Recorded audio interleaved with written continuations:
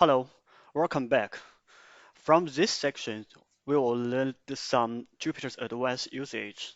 This advanced knowledge will be very helpful to us in understanding and using third-party extensions, and it will also give you a deep understanding of how Jupyter works internally. And through this part of learning, I believe you will become an expert in JUnit 5. Okay, from this figure, as you can see, we will cover dependency ingestion. Actually, this is about parameter reserver, and we will custom a random data provider uh, to to demo how to implement the parameter reserver, and we will introduce dynamical tests and dynamical container test source and the test templates. Actually, test templates is the most important advanced features provided by Gentle 5. As we already learned, repeat test and parameter result test both implemented by test templates.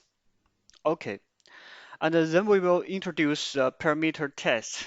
The parameter test contains several view source, and also we will learn how parallel executes or running our test case for save integration times or build times, package times, the compile times during our system integrations.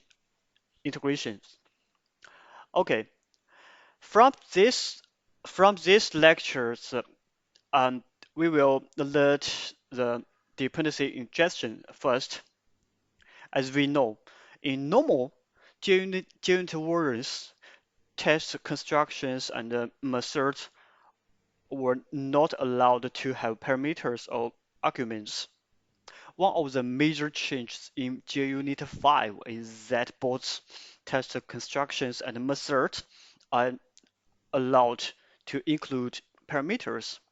These features enable the dependency ingestion for constructions and methods. If a test construction or method annotated by test and test factory or before each and before all other lifecycle methods accept parameters, that parameters is resolved at runtime by a reserver object. That is the parameter reserver, is a special parameter reserver. All right, this lecture we will study the three built-in reserver registered already in JUnit 5. That is test info parameter reserver and repetition information parameter reserver, also called as the test reporter parameter reserver. Okay, here we go.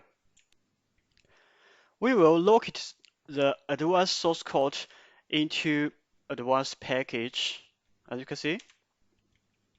Okay, let's demo the first built-in reserver. This is the repetition info parameters reserver. We create the test class named repetition info parameter reserver.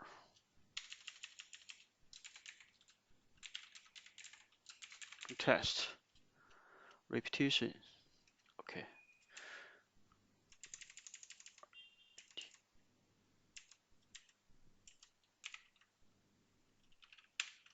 All right.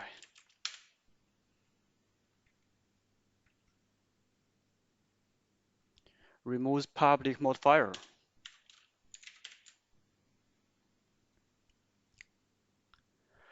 And in fact, repetition parameter reserver we already touched before. Use the repetition info object.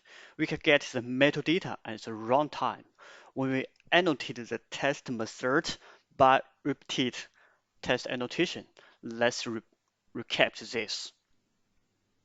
Okay, I write the simple test method, repeat test. We'll get the repetition info. Yeah, this way. Repetition info and annotated by repetition repeated test.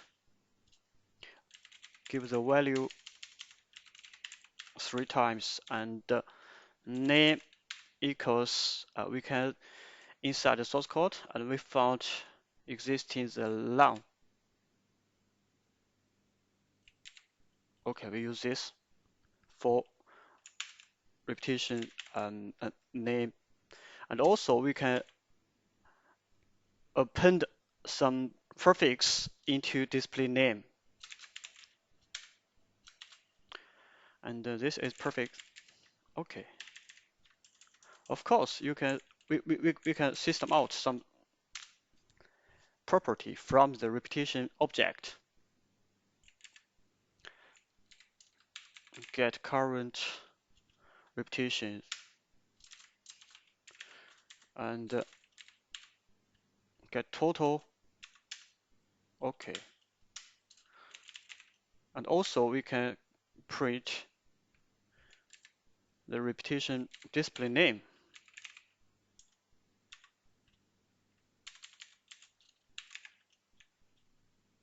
Oh, sorry. Repetition not exist display name is it's only the current repetition and the total repetition. Okay, that's fine. Separate execution this test method. Okay, as you can see, the prefix name and the repetition name 103, 203, 303.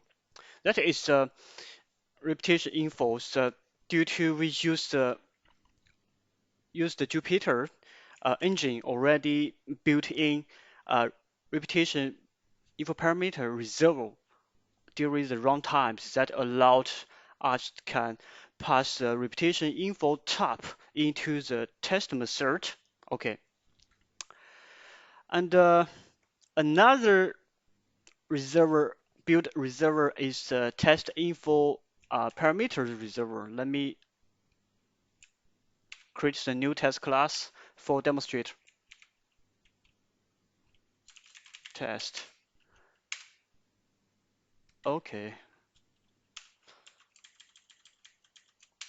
remove the public modifier. Let's write a simple test class. Also, we can give the display name, the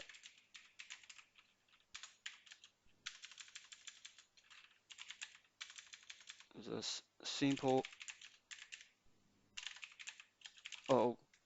test info parameter resolver. Use this resolver, we can pass the test info into test method or lifecycle method. That means a dependency ingestion into our source code.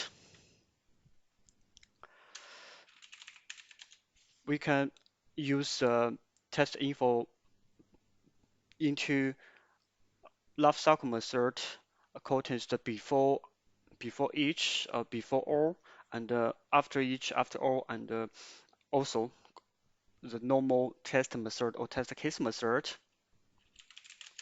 Initial, you can define the test info type. As you can see, test info annotated by before all. All right, we can display name. Also, this allow display name at the before all. Display name of initial, and we can give the before all. Of course, we add some print content at the console and separate line. test info get display name and test info get test class. You get some metadata info get method test method. Of course, we can get the text info get text. All right.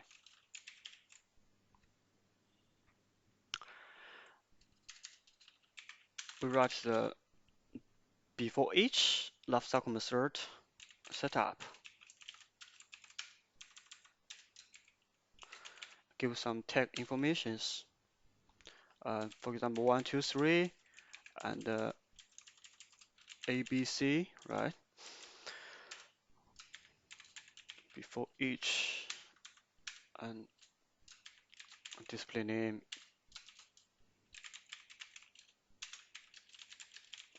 setup before each. Okay. Of course, we can copy the source code directly, save our time. We just for demonstrate.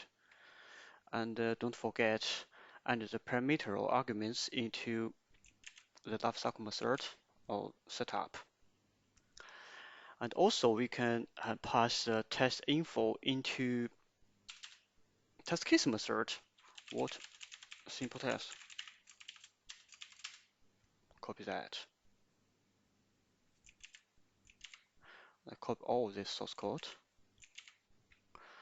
Alright, and I think I need to use a different separator line. For example, it's the equals for supply and use star